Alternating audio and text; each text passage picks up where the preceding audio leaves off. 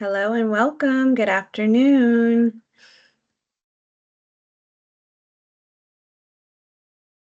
Excellent. It's starting. Welcome, everyone. It looks like we've got folks chiming in. So Screen's in this coming moment, we on. haven't quite started just yet. We're going to give folks a couple of minutes here just to get settled.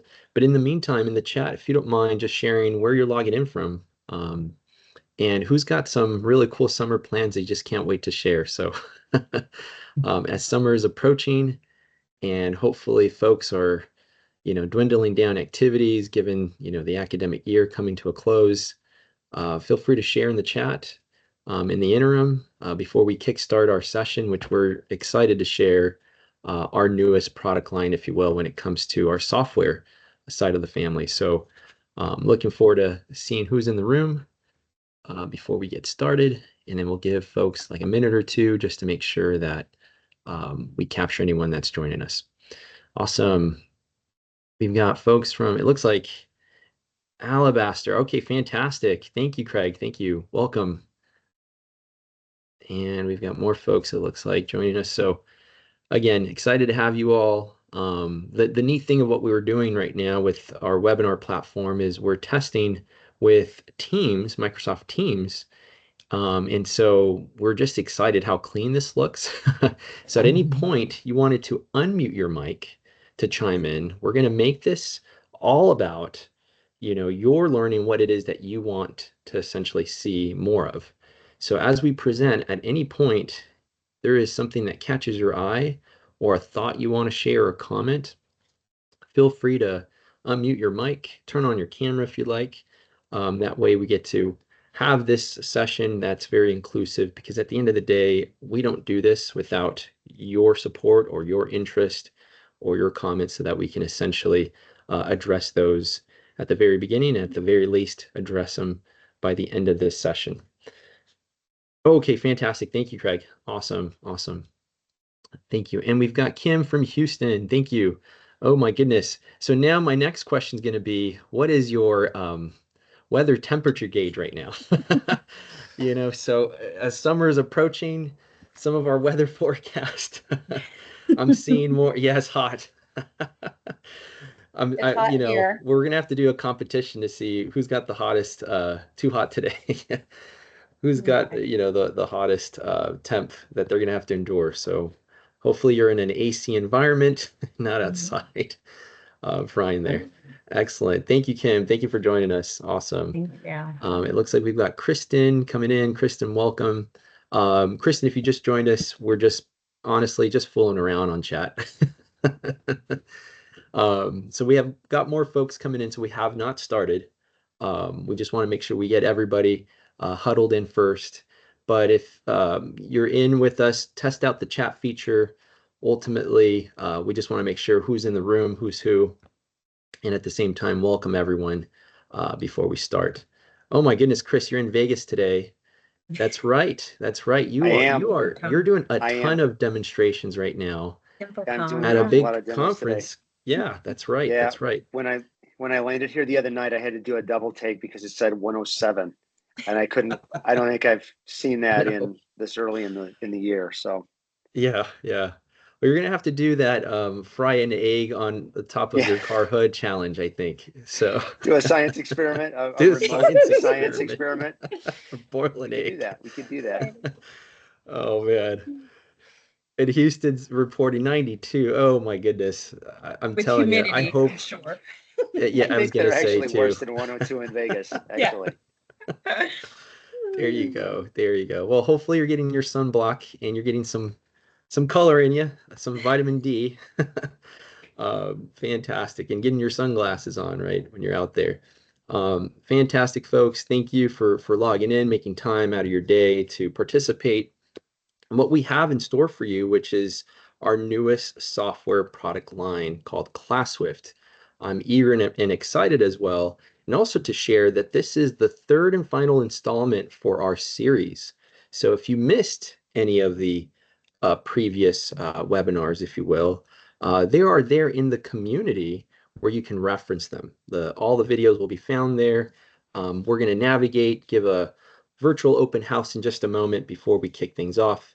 But in the meantime, I just want to make sure that folks, as they're trickling in, we are not starting without you. It's almost like we're going to start a tour guide, if you will, in just a second, and give you, the ins and outs of what we've got in store. So excited to have you all. Excellent. All right. So I think, Tara, I don't know. What do you think? Should we give it another minute or should we kick things off? I say we go ahead and get started, at least Get with started. housekeeping. And Okay. then as folks are joining, they can hopefully they'll catch the front end of Chris's presentation. Excellent. Hello, Excellent. hello. Well, you know what? Before we start, we have to start with introductions. So, it looks like in my screen here, to my upper left here, got my amazing colleague, Miss Tara Tibbs. Tara, if you want to introduce yourself, let folks know what you do. Okay, perfect. Thank you, Ruben. Good afternoon, everyone. My name is Tara. Some of the names I've recognized because you've joined us before in other webinars and digital workshops. So welcome back. Happy to have you all here. I'm excited about the third installment of Class Swift.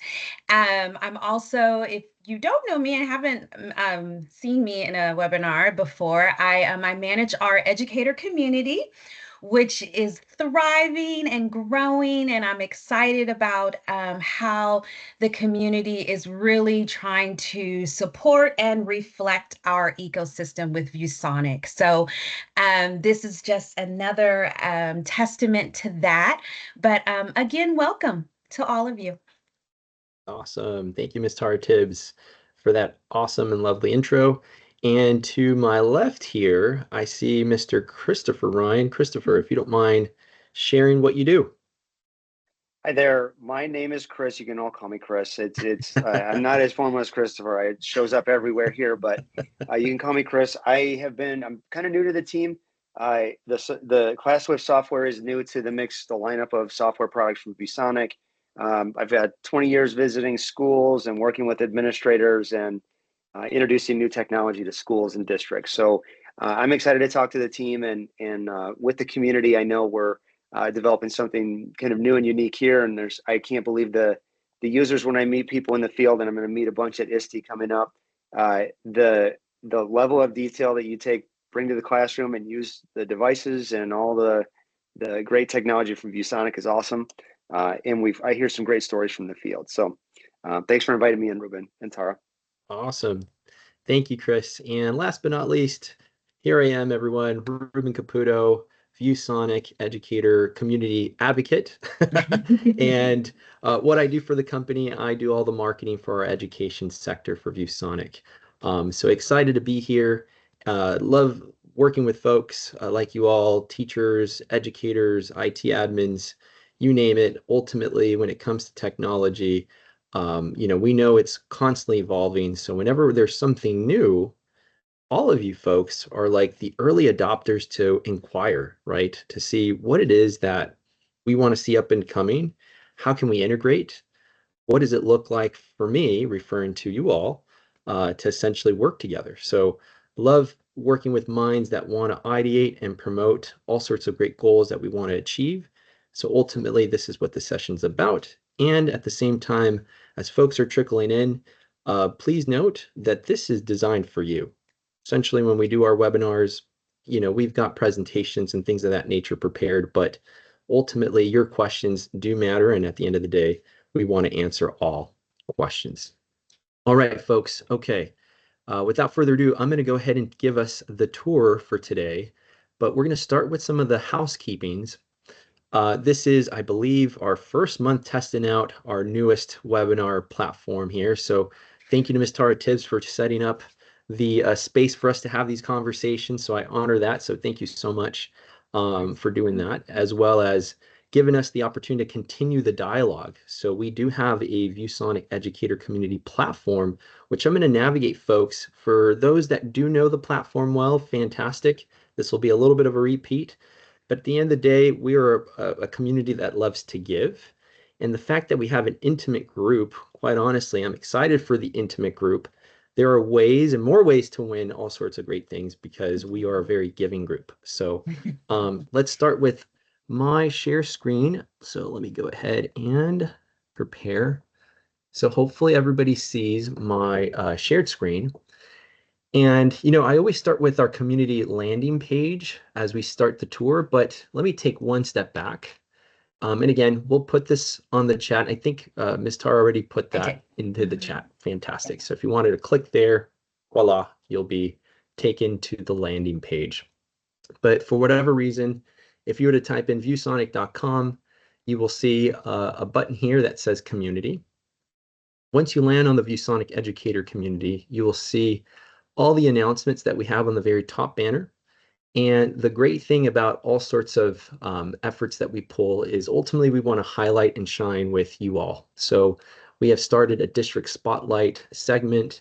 So I highly encourage to read, to take a look. It's an easy read, quite honestly. It'll take you a few minutes with some interactive media there. So we've got short videos, we've got great quotes, we've got actual solutions that are solving problems and needs that educators like you all are essentially looking at or facing. So highly recommend the District Spotlight to take a look at.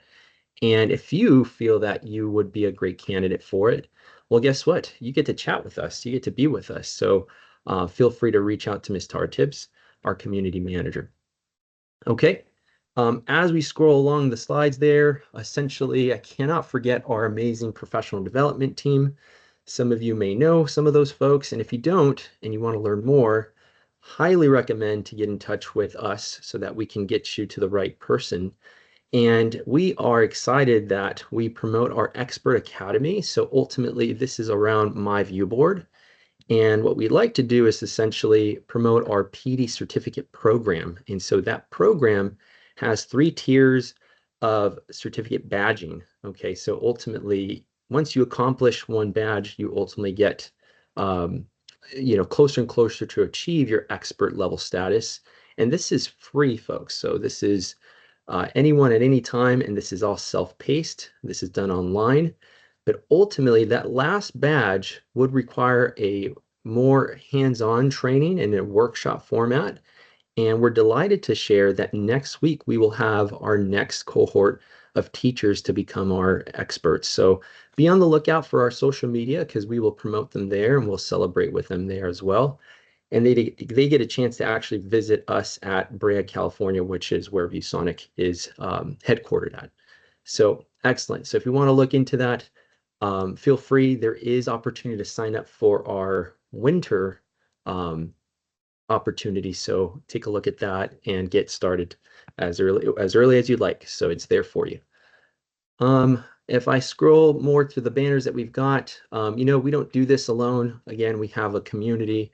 So ultimately, if you have anyone that you know, a colleague, a friend, even a family member that's in the education space that you want to refer, essentially we have a refer a friend program where you get a chance to win prizes and things of that nature. So if you were to click to learn more on the banner, you'll essentially see what kind of prizes that we've promoted.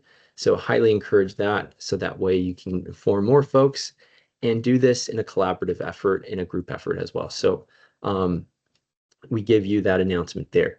The ambassador, we're calling all ambassadors. So ultimately, for folks that are using the technology or learning more about the technology, we're essentially looking for community ambassadors. So if that's you, ultimately there's a rubric, if you will, of what it means to be an ambassador that explains in detail.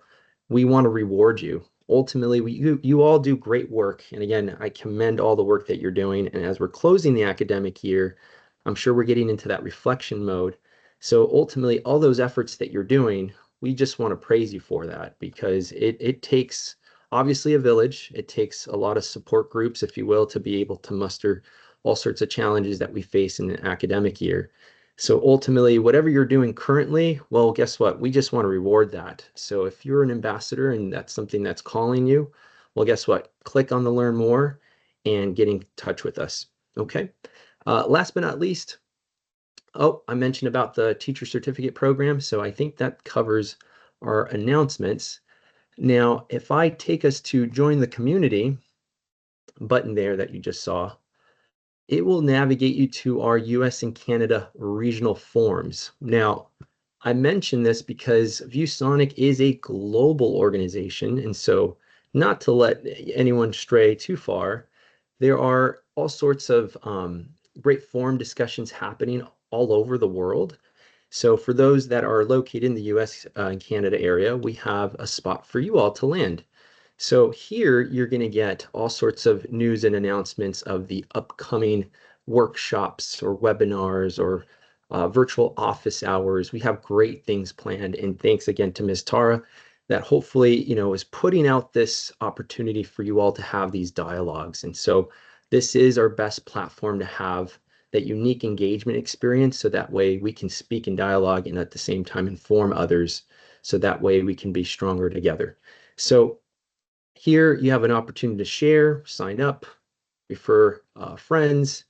Ultimately, what we'd like is to have you all use this as a resource space or take a look at this space for that.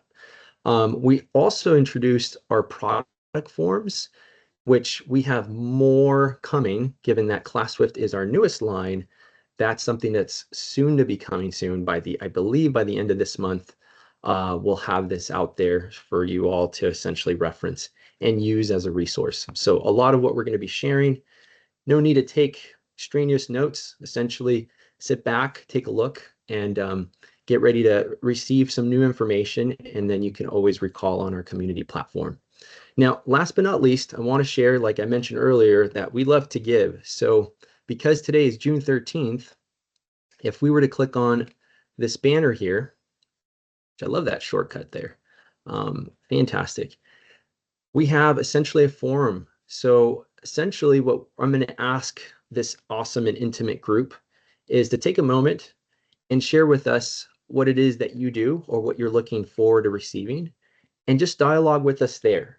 I know we have a chat function in our Teams webinar, but ultimately what we're hoping to essentially achieve, because this will hold a longer memory, if you will, let's start the conversation here.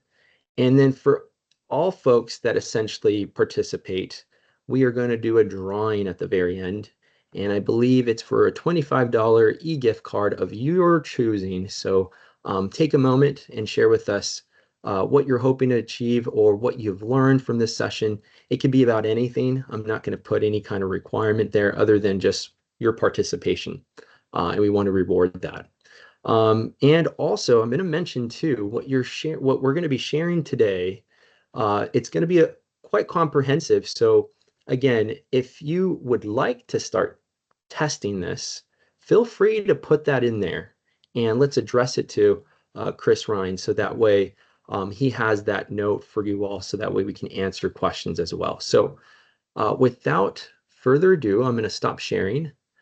And we're going to get to it. So those are the news and announcements. And if I went too fast, feel free to comment on the chat here. That's totally fine. And then if you have something to share for the good of the group, feel free to do it in the ViewSonic Educator Community platform.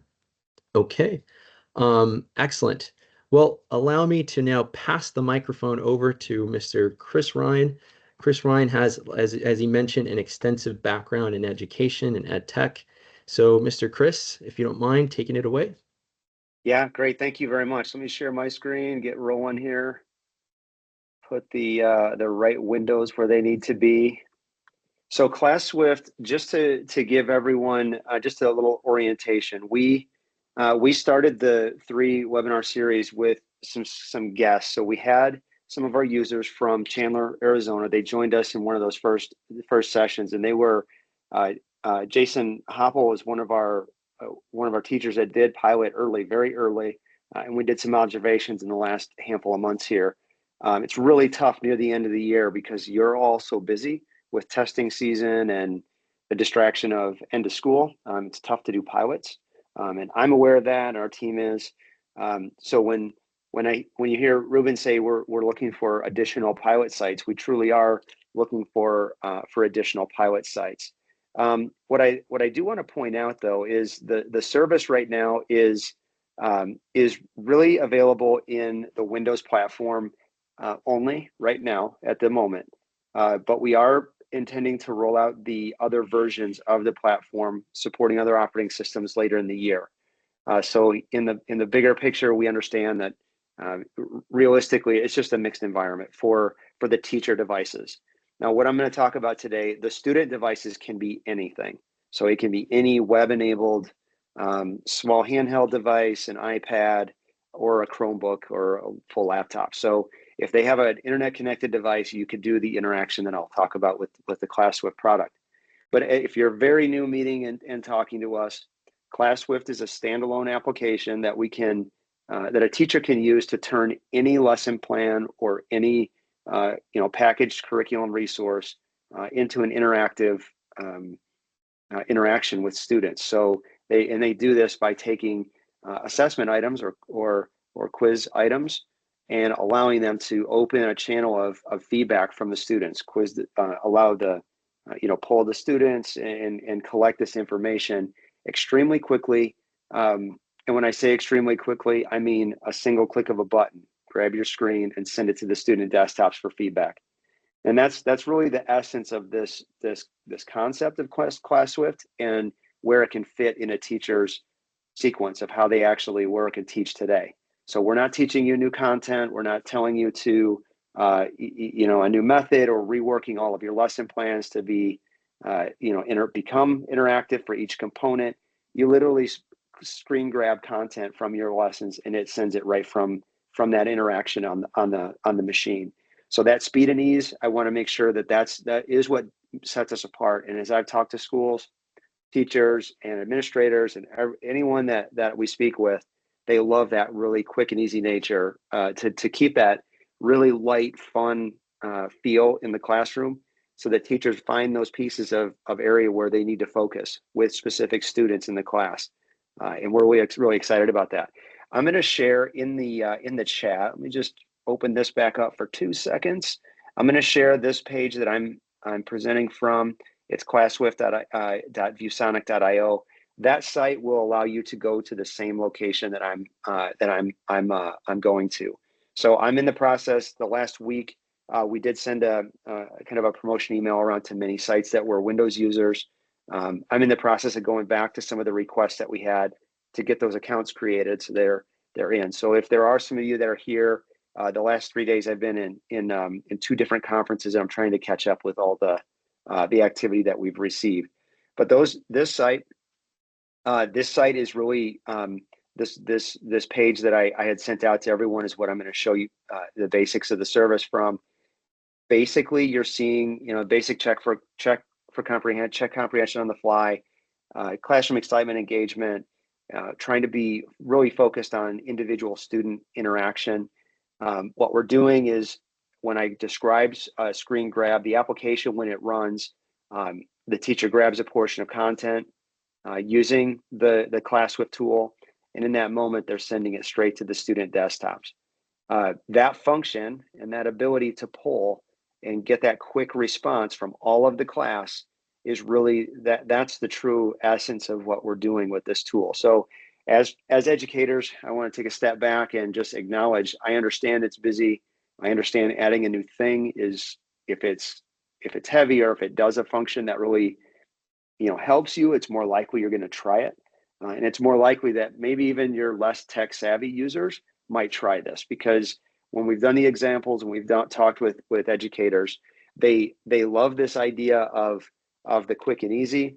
The 2 super simple quick and easy functions are the 2 formats that they really love are the format of this quick and respond, which could be the entire screen, or the short response. So you could grab an image, or you can grab a portion of your text that you've just covered with the students, and then send them the request or the interaction that they just need to submit, 100 characters or less. Tell me what your thoughts are, to spark that engagement and draw those students in.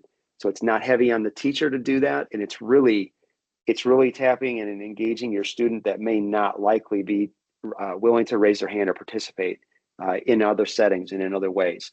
So we do see that is happening, and it's exciting to see those pieces start to be used, and in our feedback in the field come back. There is an AI component. I'm not going to go into deep detail, but I need you to understand it is teacher-led AI. And very specifically, what I mean by that and it is on the theme of ClassSwift, which is using what the teacher's familiar with, their lesson plans, and their current curriculum. Our AI shows up in two places. One is a quiz generator, which will allow a teacher to grab the content and generate new quiz items. The other is in Insights. In the Insights, I'm going to actually go and show you a little demo of what that looks like, because the important piece of that is the teacher is able to assess students using quiz generator items. Those items are then able to be analyzed, and we do some analysis. Once you complete the course and you close out the class, we do some analysis on those questions. So if you administered 5 items to those students, we're able to see some trends. I'm going to show you what those reports look like. And the reason those two areas are really important, one, the teacher-led component of the content is critical to what we feel AI can assist a teacher rather than replacing what you do or overwriting a current lesson plan. The ability for that AI to do the work of adding new items in a way that fits the content that you want. The second is analyzing data to see if there's blind spots that you've missed because you're analyzing data.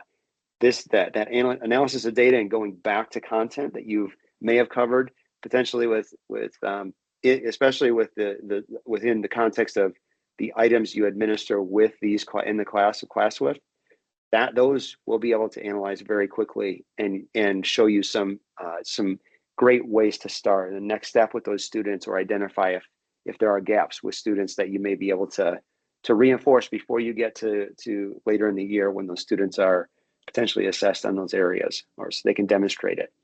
So I wanted to start here, give you a little background, talk about where we've come from the last two. The session that this presentation what I'm going to go through is very focused on this concept of focusing on the additional student engagement. So let me close a couple things down here. So this is more around the fostering engagement and kind of the active learning portion.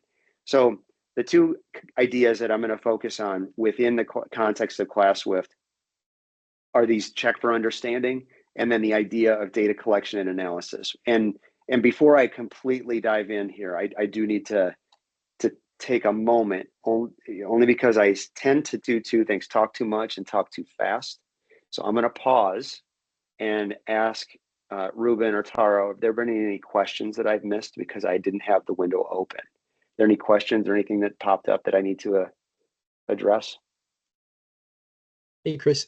So no, not at the moment, but again, I think this is a good little pause to share. Anyone that has questions, feel free to put them in the chat, or actually we do have a Q&A on the very top bar. I think it's located on my side. So if you've got a question you want to pop in, you don't want to forget it, feel free to put that, and we'll go ahead and type the answer, or we'll pause to address the answer, or address the question, excuse me. So yes, and thank you. Again, if you want to leave any comments too, in the community platform, again, various ways to do that, but none at the moment. Great. So these two concepts, I know every single teacher does some format of trying to figure out what the students may be missing, right? So see what they know, teach what they need, kind of a perspective. And every teacher does this in, they all have to do this. They may do it in a couple different ways. You need to cover your entire curriculum and make sure everything is covered first and foremost, which for us, we feel we're matching and pacing with the teacher because we're using their content. The second part of this is the data collection and analysis piece. And what I'm going to do as a part of the rest of my storytelling here is show you kind of a high level check for understanding what that might look like with using ClassSwift.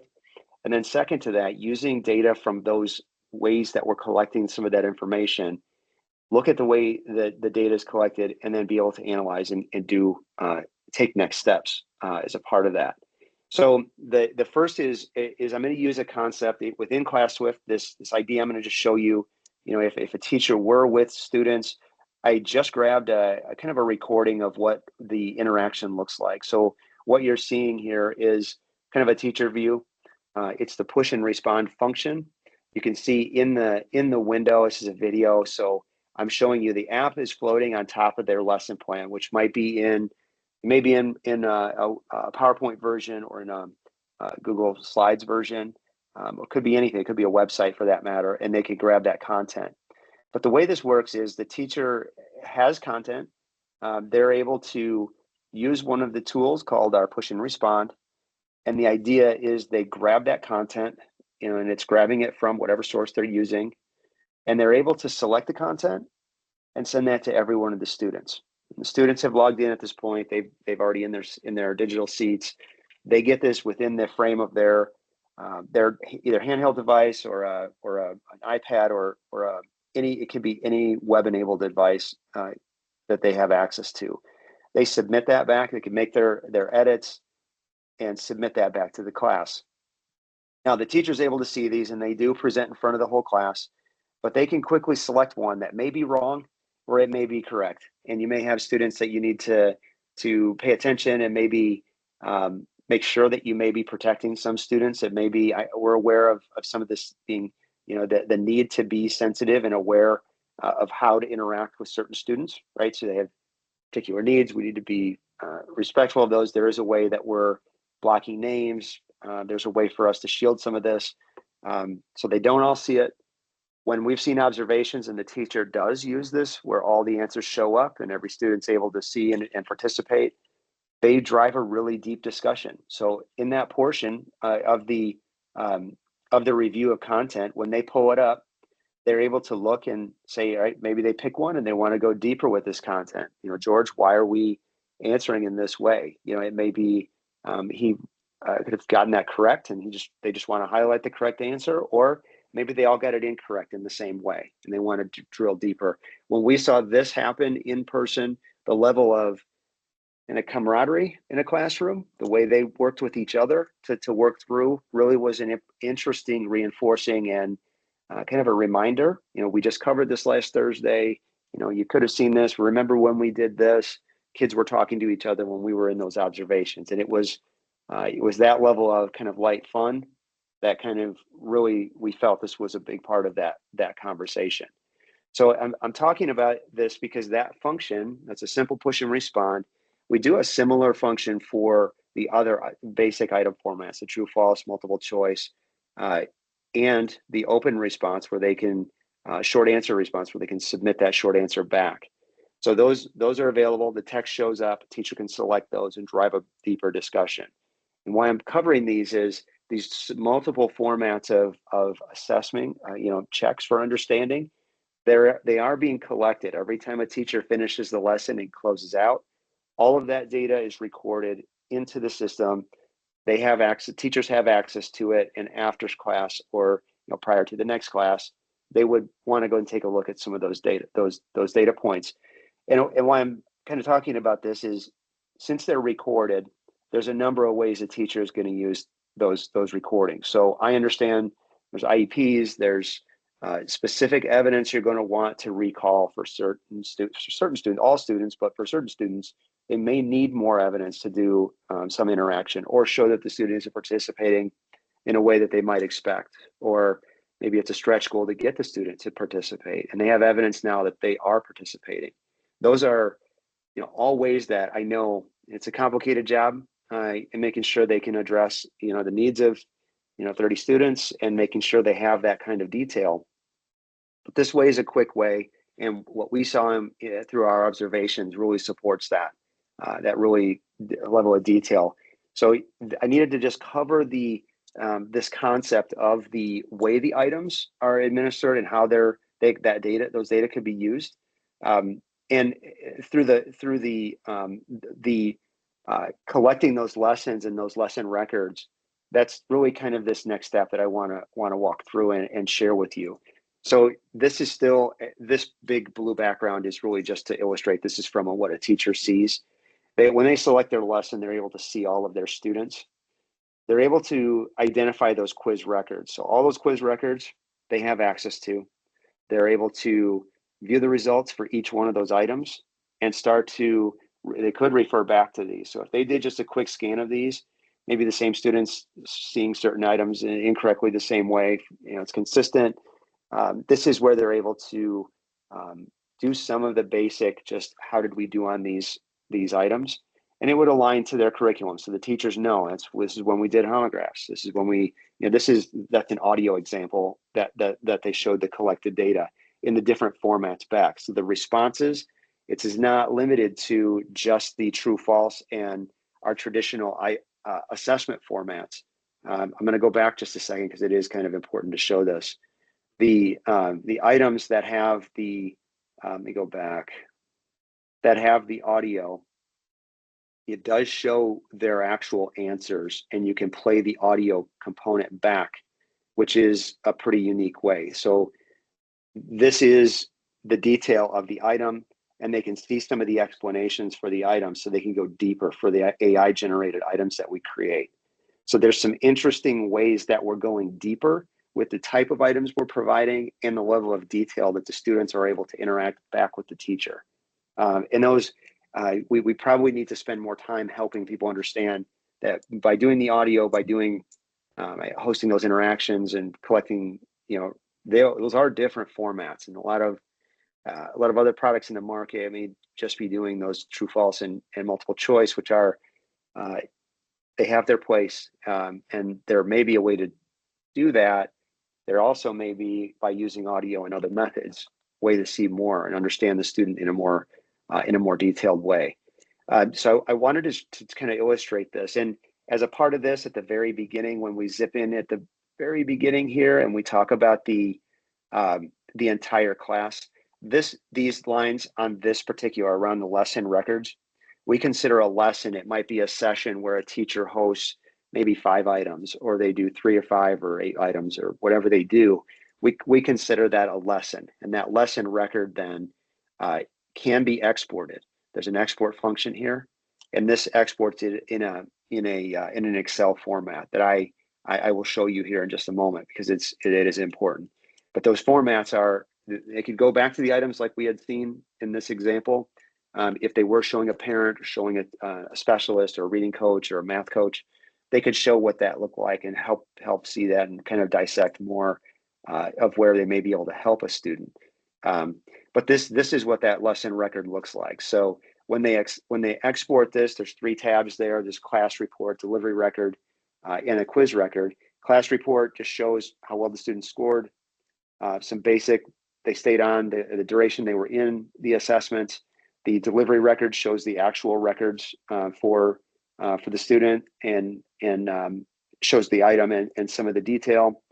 And then the quiz record shows additional quiz types. So if they did multi-selection, they show some more analysis on the items, a little more item analysis on each student and how they all answered, incorrect or correct.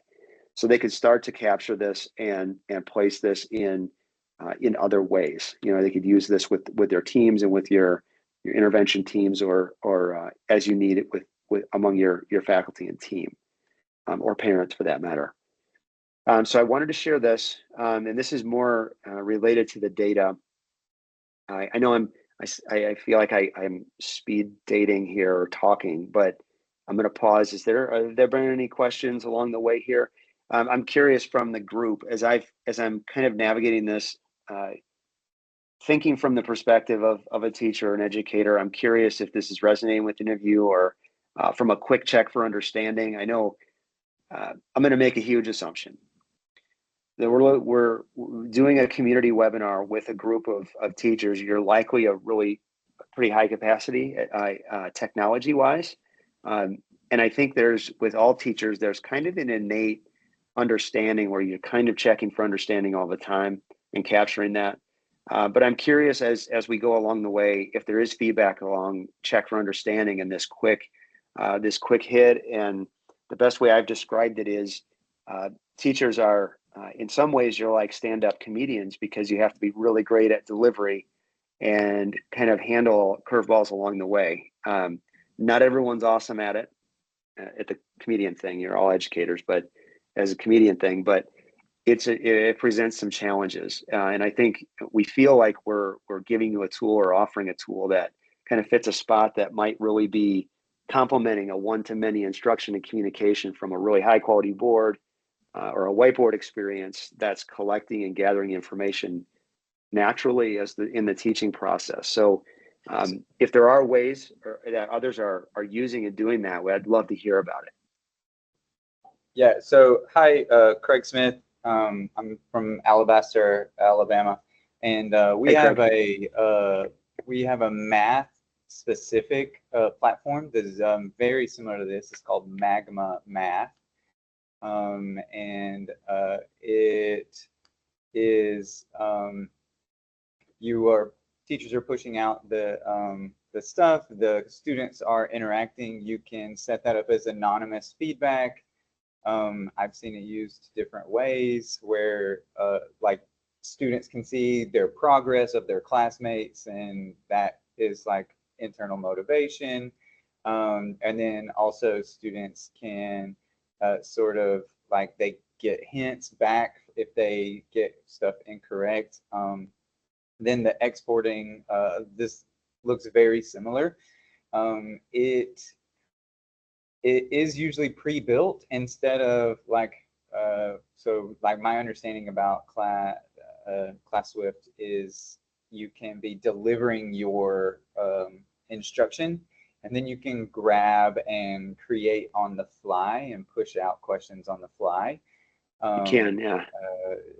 As a part of this, do the students need an app on their like Chromebook or something? So they would go to a browser. Yeah, it's browser based. So the way it works is I'm not, just for sake of time, I'm just not going to open the whole thing up. But what they receive is a actually I have a video. Hold on one second while we're talking. What they do is they do log in. When we're working with a district, we can work directly with them to get and preload all the students. So basically, what they do is to join the class. They'll either be placed in their seats already, or they can scan in, or they can use a direct link. And that direct link, once it's placed, they can just hit it, and they're like, "Hey, this is Mr. Smith's class. Go, let's do it." And they're all in, so they're placed in their seats, and they pick their seat, and they're ready to go. That's what the student interface looks like. So that's kind of the way that they populate. But that's how we're doing it now. I thank you for that feedback about Magma Math. I've seen that product out, and they do some interesting stuff for math. I've seen that team. I've met those guys before, and it is an interesting product for sure. I cut you off. Did you have something else you wanted to ask or add? No, that was it. Again, Magma Math does the same thing. We're actually like syncing through our Clever, so it does populate our teachers' rosters through Clever as our single sign-on. Yep. And stuff. So and you know, like joining via a link or something that is pushed out on your view board, your ViewSonic, would be really easy to do as well. So you know, would you feel that do you use the My View Board software currently? Yes. So I'm an instructional coach, and so we actually like push it out to all of our boards, even the ones that aren't quite ViewSonics yet, because you can download it on like the different platforms. So you know, I've built training courses that people can watch, and we also do like instruction for new teachers and stuff to sort of push that out. So that's kind of our software or go-to software inside about district right now. We still have some teachers that use Sharp and Smart, because as long as we have a license, we'll leave it on the board. But we're transitioning over because all of our future boards for the next couple of years are going to come in and be ViewSonics. You know, I have to say, I was at a meeting on Monday, and I met Anthony Kingston. He's your, I think this is your guy. Yeah. This is your CIO. That's right. I literally just sent a note to him and to Ben Pearson, our team, after I met him, we were laughing about it. So I am familiar with your district, and I know you guys are pretty big users, but I didn't realize you had used the My View Board on your on those other devices. And it's exciting for us to hear, because that's the whole point. We think we're building something that does complement what the teacher's doing, and it makes it easier. But I think I'm taking away a couple things. One, the clever sign on for product, but also maybe we need to figure out more effectively how to use it with the MyViewBoard logins, or we join those together, because that really would make it easier for you guys. We do, at the moment, we license the ClassSwift product as an independent application, but we certainly need to figure out how we're helping you guys, because you're already buying boards and you're already doing this with us, how to make that happen in a way that's more effective and kind of matches what your expectation is. Sure. But I really appreciate that feedback, and I know that's something that we're trying to really pay attention to. Is other, first of all, there are some other products that are out there, and we know there's a very saturated. There's a lot of things out there, and the more we add to administrators, plate and your guys' plate, it's time, right? It's how much time do you actually have to roll products out? I mean, it's hard training. It's difficult training. They're already overloaded, and they've seen some of these, what they would say, like initiative fatigue, where they've rolled things out and like them, don't like them, and it gets used and they're kind of worn out from it. So we're trying to be aware of that too. And but I really do appreciate that feedback, Craig. I've seen how powerful Magma Math is for our students too. And so, like, I'm a former chemistry teacher, and I moved into instructional technology. And so, like, honestly, the first thing that I thought about when I watch students work math problems and sort of share their work the way that the Magma Math program works, the first thing that I thought about is, could I put chemistry problems on this? Because it's a physics-based class, right? Yeah. And so this product, if it works with our boards and produces sort of the quality and again, the interface, to me, as soon as I saw it, I was like, this is very similar. And as in, you can like highlight student work and make it anonymous and stuff. And I've seen that be powerful. And I think it can be powerful for other things, right? So if my wife, she's an English teacher, if you're diagramming a sentence and you have students on their Chromebook and they're highlighting their like parts of speech and stuff like that, then they can also make this like share that work and show their thought process, and that becomes really powerful to be able for students to share their expertise. That is, we saw some evidence of that. We did our walkthroughs with the team, or the observation. One of the observations I did was that was with Jason Hopple and his team. We did elementary, sixth grade class, and then we did a high school AP English class, and she used it and did exactly what you said. They were using it for AP English ACT practice questions. So they were practicing with the kids, and they took the passage. They had multiple choice, but then they did some short response, and then they did some. They really didn't do diagramming with that one, but in the lower grade they did a little diagramming of identifying nouns, verbs, which was it made a difference. It was kind of exciting, and it did illustrate, like, it demonstrated work, and it elicited a lot of interaction from kids they weren't expecting, and it was kind of cool to see. And after that, hear the teachers make the comments that there were kids that lit up that were maybe not typically interacting, that they got some interaction from, which was exciting. Are you do you have Windows machines at the teacher level? We do, yeah. So right. So if you guys wanted to try it, I'd be happy to trade emails with you, and it's probably a good time just to put my email in the chat. Actually, Ruben, can you dump my email address in the chat for me? I'm Absolutely, yes. And I just put cool. a message out for folks. Again, folks, this is designed for you all to have these conversations, and thank you for those that are putting comments in the chat there. It looks like we have a lot of instructional technology folks in this session. And again, one of the biggest hurdles, and again, I was prior to coming to ViewSonic, I also supported that as well and working in higher education. And ultimately, the biggest challenges, right? What are the challenges, and what did it look like to essentially become very compatible and synergistic to the existing tools? And what is that learning curve that takes place in the learning environment to actually help teachers be able to use something like this. So I wanted to kind of position something to you, Chris. What have you seen from that case study with Chandler? How much time was needed to actually get teachers to get started? And if you don't mind You shedding a know, little bit of light. I'll share more because this was Jason. I if I've called in this before, I apologize, and maybe it's a terrible term and I shouldn't call him, but Jason's like an instructional tech unicorn, in my opinion. You're probably talking to unicorns here, but at the same time, he happened to be a teacher at the school, so he had many of the kids in this grade at some point. So he became a coach. He wasn't a teacher any longer, but what he did was took the product back to had worked with the teachers in advance, created about 8 items prior so that they were all queued up.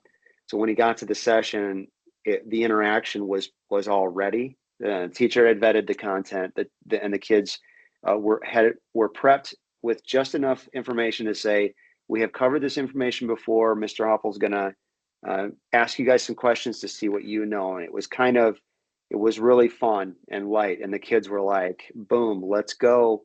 It's on. From the 3rd graders up to the 6th graders. It felt like they had a chance to shine, so with that being said, it was a little like special situation, but I'll say even in that setting, those teachers, after we left the class, each of them said, because they saw it modeled, and I think it's because they saw it modeled, they said this was, I really want to make sure they all wanted it. They all wanted access to it after.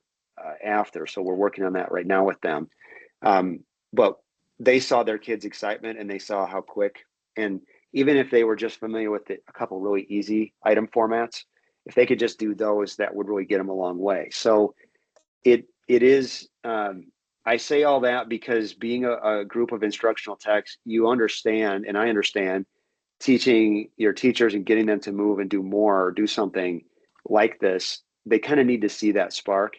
And they do, like any of us, we actually do need to see proper behavior modeled before we understand that we can get those results. So I assure you all use a technique where you're doing that and you're modeling. You guys were all were teachers and became instructional techs because you're the ones that you're trying to model that behavior after. So in that setting, that was the interaction that we saw, and that was the learning curve. At a minimum, it broke down barriers where, in visiting and watching the teachers, and not to be too critical of, you all see people in classrooms. Some of those teachers, I'm certain, were not exactly tech savvy and tech excited. Kind of maybe set in their way, and to some degree they're limited by some tech and some devices are getting them but they worked through it really quickly. And once they saw it, and once Jason got them to that spot, there was a light bulb moment, even with what I would say the more maybe tech lagging teachers. They were excited. They saw some of their kids interact in a way that they were, because they chimed in. The teacher chimed in and was like, we just learned this last Thursday. Come on, you knew this. Like, that was all happening along the way. And they could see the excitement and engagement it was driving. So it brought a little level of spark to the interaction that was fun. It kind of brought it back to you could see some change had happened, behavior change had happened with some of those. Excellent, Chris. Yeah, and it sounds like, only because of sake of time, for folks, it sounds like that first step is to contact you for the scheduling of the demo, and will then folks obtain the software? And yeah, so the way it'll work is we'll give you on the website, you'll see the specs, the tech specs are there. Basically, you would need to load the application on the machines that you're going to work from. If you have a handful of teachers, we'll trade emails and we'll create it for 5 or 10 or however many you've got. If they're going to use it, let's have them try it, kick the tires. It is an install on the machine, so you would need to make sure they can get the MSI or that file so it can be, or the executable so they can run it. They need the ability to do that. Once it's loaded on their machine, basically what you saw me do, they have access to. They'll be able to log into the hub, which is online. It collects all the data. It's what you're seeing in those views, the online, the back end. And in those accounts, once they start collecting data, they'll be able to see records and see everything I kind of, shoot the examples I shared. So they're able to go and show it off. That would basically be it. I think the setup, and once they see it, they just need to be shown how they may need to queue some of the items in advance. We are building additional features. I know this is the quick check for understanding. A lot of what I've shown is in the moment in class, grabbing it and sending it. We are creating kind of a prep function that they can prepare in advance. So we know not everyone's that great stand-up comic to do that on the fly. So, and that came out of some of our observation as we've made those changes specifically because those teachers had a little prep anxiety that they didn't want to do it in the moment, or they didn't want to prep in that way. And that's completely understandable. And we made a change. So we're going to address that in the user interface. So they're able to prep properly, or to their comfort, right? They want to be comfortable doing it. And that would be the same thing if we're working with you. If you were a pilot district, we are actively listening and we're actively developing new and easier functions so that the teachers can do their jobs more effectively with it, hopefully. And I think Chris, you just shared a segue where I was going to ask. So it sounds like, being that it's new, there's future developments. What are some of those plans, and how can teachers essentially contribute some of the feedback and suggestions to improve? So the feedback would come, once we get you on board, we have a team. I am working with a team here that's working on this specifically, that is taking the feedback and they're making those edits and changes. The AI components that I had mentioned, one is the quiz generator. The other is our insights, which looks at student data. I'm going to run this while I'm talking. But basically what the lesson insights does is looks at the data from a series of 5 items and then gives you some feedback on it. So how the students performed, correct rate, some suggested actions, kind of reteach or support content that's been taught, and then additional assessment items generated based on the feedback that you have from those students. They answered in this way, maybe assess them with this content. That shows up in the AI piece. The other separate AI component, which would be our internal engine, and we're calling it Chirp AI, that is really doing additional work. It's separate. It's a separate kind of entity, and we're building it out so that it fits the same model of teacher-led AI, but it is. I'm going to allude to it, and if you're interested, we could talk more.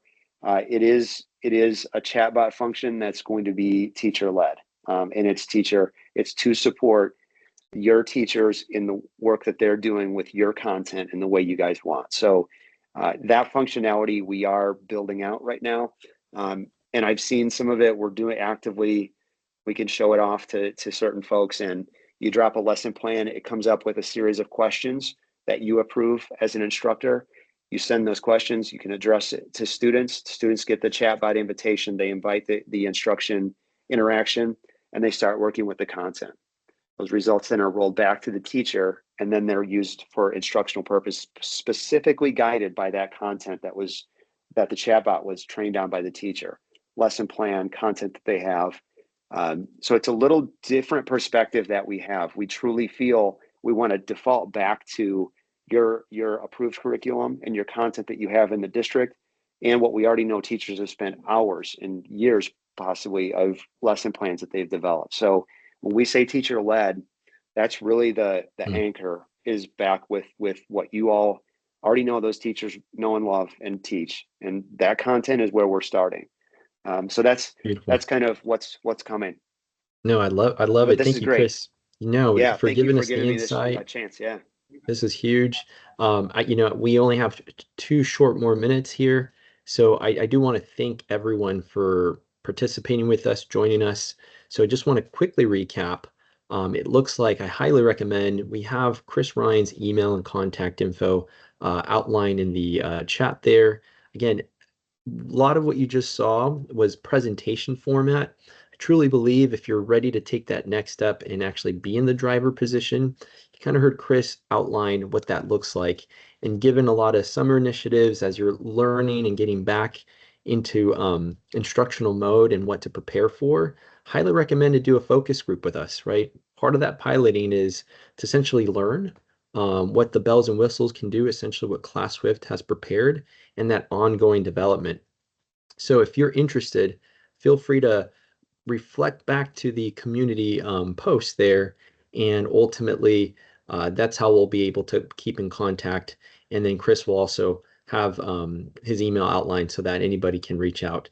Now, we are out of time, and I know we're going to do a drawing, but I just did a quick search, and it looks like in our community platform we had about 5 folks respond. So I want to thank you all for responding. So look, you know what we're going to do? We're going to change it up. You know why? Because this group has been phenomenal. So what we're going to do is, instead of doing a drawing and only have one winner, those that did their post as part of the way to participate with us, you each will be a winner, and each of you will receive a $5 gift card to your choosing. Maybe it's a cup of coffee, what have you. So Ms. Tara is going to send you all a $5 gift card for each of the folks that participated within our community platform. Again, we want to thank you all. And again, I know the academic year is finalizing, so couldn't thank you enough to essentially be joining us. And we'll post the recording into our community platform as well. I will further you all adieu, and please get some sun, and feel free to reach out to us at any point. We're here for you all. Tara, if you want to close us out. Oh, you're on mute, Tara. I'm so sorry. Sorry about that. Thank you all. Thank you, Chris. Thank you, Ruben. Thank you all for participating. I'm excited about what we've learned. I was obviously reading all the chats and the comments in the community. Let's, again, as Ruben said, let's keep the conversation going. I'll make sure that if you have posts in the community, you will, in fact, I have your email address via the community information. So I'll make sure that you all get your coffee or summer beverage on us. And thank you again for joining. Thanks. Bye, Bye-bye. everyone.